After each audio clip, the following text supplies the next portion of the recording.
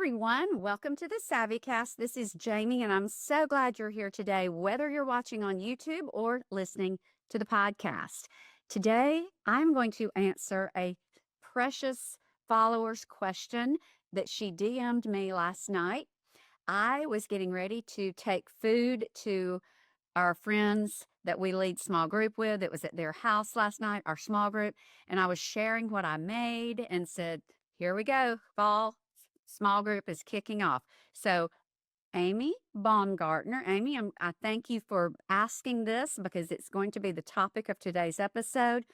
Amy basically, after some kind words saying she loved the podcast, said, will you do an episode about how to structure and put together your small group? What kind of Bible study, devotion, or prayer time do you do? What does a night look like of small group? How do you do the food? What do you do with kids? And any tips would be helpful. This is so wonderful. I love talking about small group. So basically, small group, and ours has been active for 8 years. We have led, Zane and I have led with Bobby and Debra, one of my dearest, closest friend couple, one of our closest couple friends. We've been leading small group for young married couples. This is our 8th year. We just figured that out last night that we're in year number 8. And a typical year of small group is there's 4 quarters. We've never done a summer small group, but we almost always do fall, winter, and spring. So that means we're leading small group 3 different times in a year, resting in the summer. So Church of the Highlands is where our particular small group is housed. There's a roster where people can go who want to join a small group, and Church of the Highlands operates small groups from a free market system. Anyone can lead. It does not have to be a Bible study. There are tennis small groups. There might be mahjong small group. There may be a in-depth Bible study small group. There may be, like ours, marriage small groups. So you choose, it's not dictated to you. And for those who do like a sport or a common interest, their goal is fellowship and community and being there for one another, getting to know other people, because many great things happen from that don't have to be like rooted in a deep theological study, but then there are those that are deep in scripture, deep in Bible study, and those work well. So there's a plethora of studies, as it were. Zane and I, with Bobby and Debra, Zane is the teacher. We have our different roles, and Zane always leads the study. We have done, I think, one video study that was a video and a book, and then we would have discussion. But Zane he is very, very well versed in scripture. He's a great Bible teacher. So he has led many, just let's study the book of James. The last few years, I would say, we have honed in on issues related to marriage and things, marriage and parenting, because we have couples that are raising small children, and we know the issues that they're facing in not only their marriage, but in their parenting and with their children. So we're trying to just really help them where they are. So that is as far as the topic, what we study. But then I'm going to get more into the bones of the structure, how we put it together.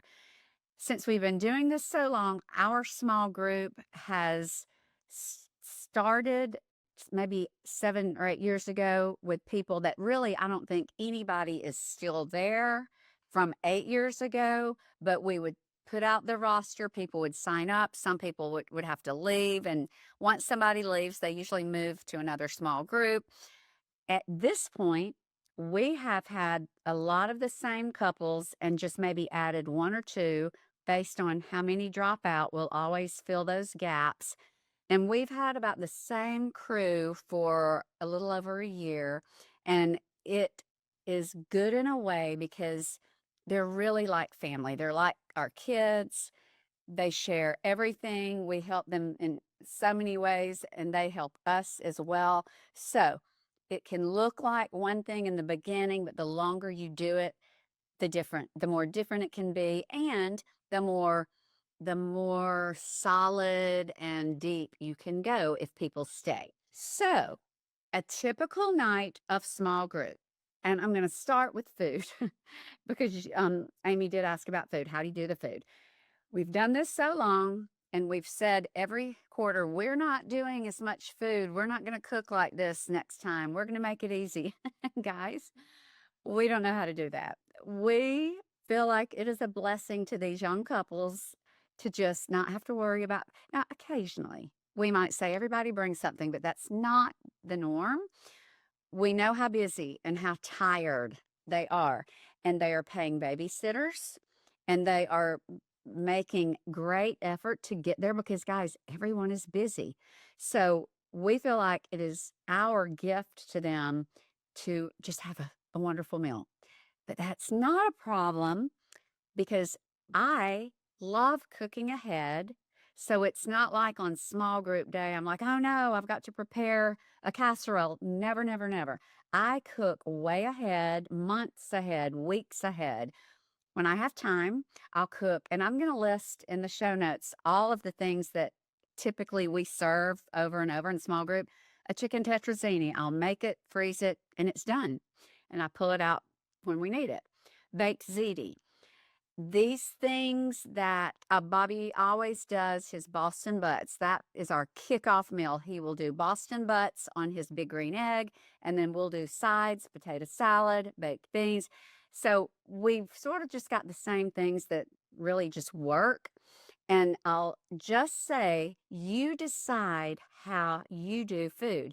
Most small groups don't go to all of that effort. And one good thing too, guys, that makes it easier on us, I'm creating content all the time with food.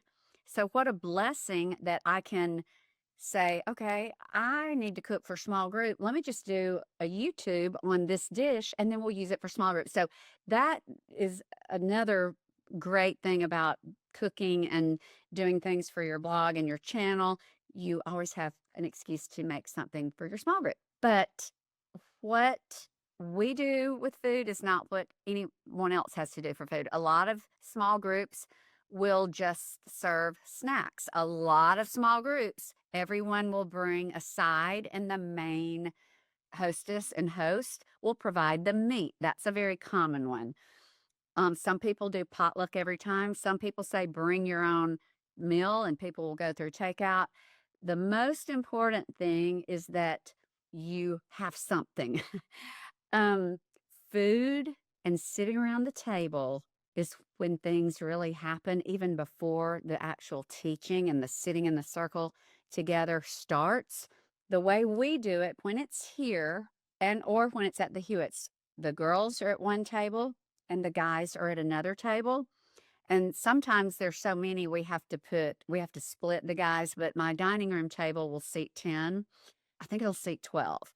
So it's usually all the girls in one room, all the guys in another, and we have about an hour there where we're eating with our same sex, and that is great because, like last night, at our small group, the girls were talking about pregnancy sickness, my goodness, talking about just mastitis, all the things that guys have zero interest in. But we got so many things, I guess, worked out because we've got one pregnant and then one going to get pregnant or trying, and then others who've had babies who were giving all the advice. So that's fun. And the guys probably talk about something entirely different. Then, after everyone is eaten, we gather in, and if you're watching on YouTube, you can see our den, our living room behind me. We line up chairs in a circle and everyone sits around, and that's when Zane starts the study. There's always typically a lot of Zane will pose questions. He'll maybe show a snippet of a slide, like last night it was about a perfect marriage, and it was a great lesson. And we do that. Then we have prayer, but that's just our way. There's so many ways. But so the food, and I will say this, toward the end, especially in the fall, when it's getting close to the holidays, we will ask every couple to bring their favorite dish, or one time we said, bring your favorite Thanksgiving dish, and we had a Thanksgiving meal together because it was right before Thanksgiving. So there are so many ways to do it, so many ways as far as the food. Childcare, or do kids come? We started at the outset saying we're not going to do childcare. That throws a definite, not, I don't want to say kink, because we love children and we love all the children of our small group kids. But we have found for us that the couples can relax more, they open up more, and they're more at ease when somebody's got their kids, taking care of them at home and getting them in bed on time. And then it's like truly a night to focus on their marriage. So we do not do childcare. There are groups that do. It's just however it works for you.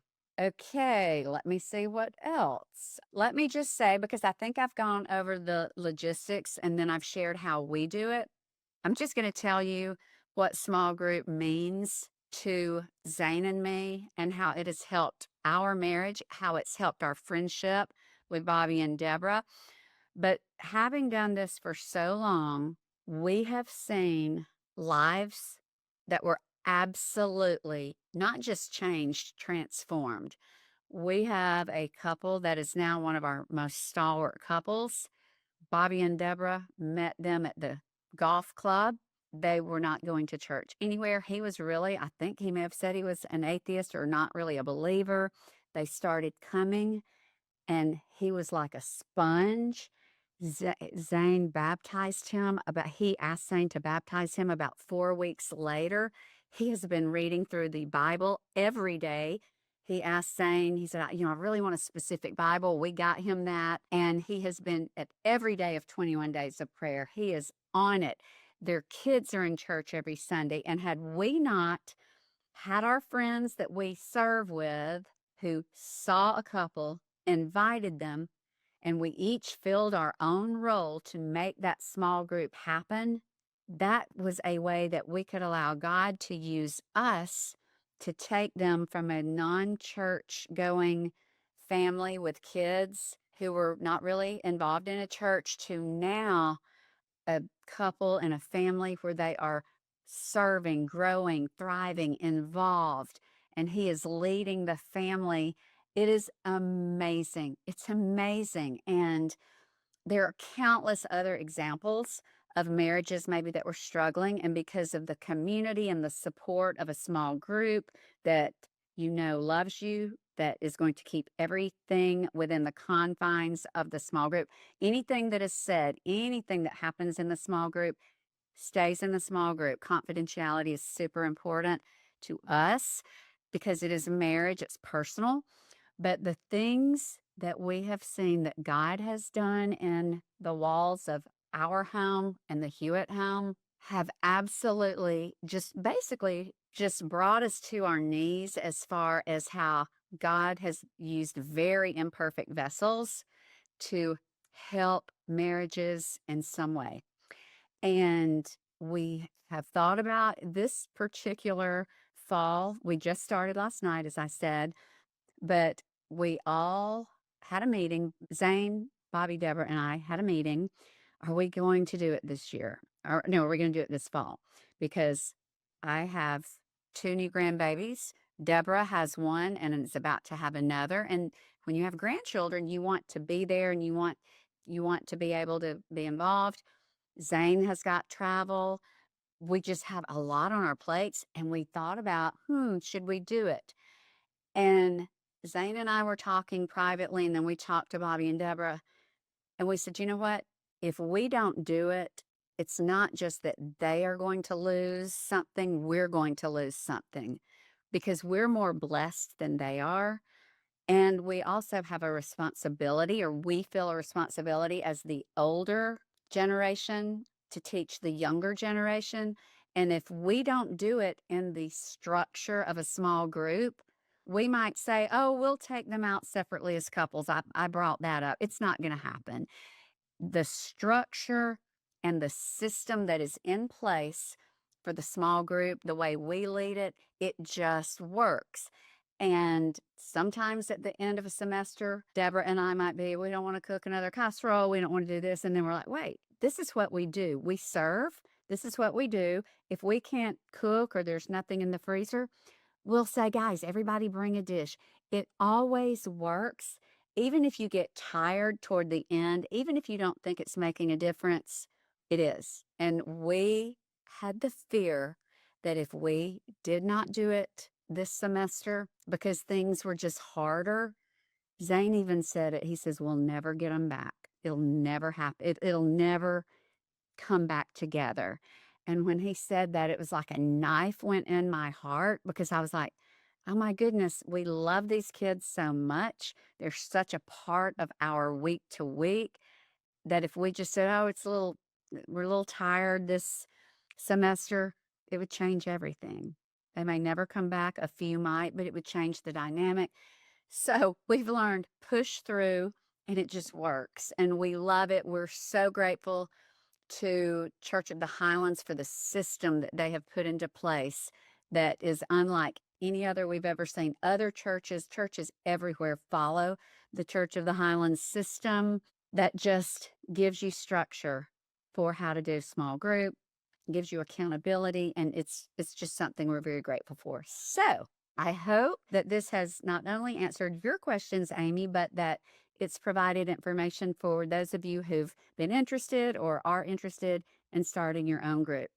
Okay, guys, please send more questions. I love, love, love responding to you. And as always, thank you for watching or listening. And until next time, have a fabulous rest of your day.